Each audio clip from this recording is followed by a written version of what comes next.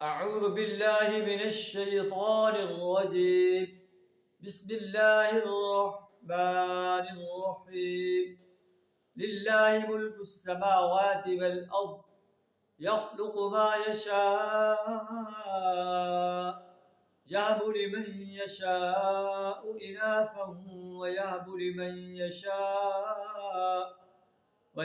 لمن يشاء الذكور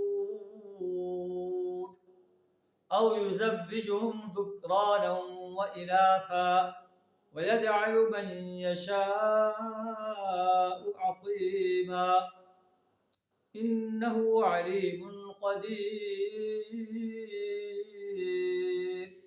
صدق اللہ العظیم۔ سورہ شورى کا مطالعہ کر رہے ہیں۔ اللہ اپنی وحدانیت کے دلائل بیان فرما رہا ہے، اپنی پاور بیان فرما رہا ہے۔ للہ ملک السماوات والارض، زمین و آسمان کی بادشاہی اللہ کے لیے۔ یہ چھوٹے چھوٹے بادشاہ، ان کی کوئی حیثیت نہیں۔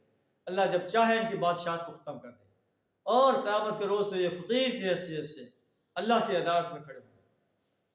یخلق ما یشاء، اللہ جو چاہتا ہے پیدا کرتا ہے، جسے چاہتا ہے بیٹیاں دیتا ہے۔ وَيَهْبُ لِمَن يَشَاءُ الذُّكُورَ، جسے چاہے بیٹے دیتا ہے۔ أَوْ يُزَوِّجُهُمْ ذُكْرَانًا وَإِنَاثًا، جسے چاہے بیٹے اور بیٹیاں دونوں عطا فرما دیتا ہے۔ وَيَجْعَلُ مَن يَشَاءُ عَقِيمًا، جسے چاہے بانجھ کر دیتا ہے، کوئی اس کو اولاد نہیں دے سکتا۔ إِنَّهُ عَلِيمٌ قَدِيرٌ، اللہ علیم و قدیر ہستی ہے، اللہ بڑی طاقت والی ہستی ہے۔ یہ دنیا کے چھوٹے چھوٹے بادشاہ، سرکش اور باغی انسان، ان کی اللہ کے مقابلے میں کوئی حیثیت نہیں، جو اپنی بادشاہت کا دعویٰ کرتے ہیں، جن کی لوگ پرستش کرتے ہیں، جنہیں اپنا حاجت روا اور مشکل کشا مانتے ہیں۔